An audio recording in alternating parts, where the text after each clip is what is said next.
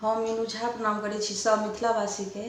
आइ हम एकटा पाबनि के गीत गाबऽ जा रहल छी। आब तऽ पंचमी पाबनि आबि गेल और सब नवविवाहिता के मैथिली गीतमाला फैमिली के तरफ से बहुत बहुत शुभकामना। संग दऽ रहल श्रीमती ललिता झा।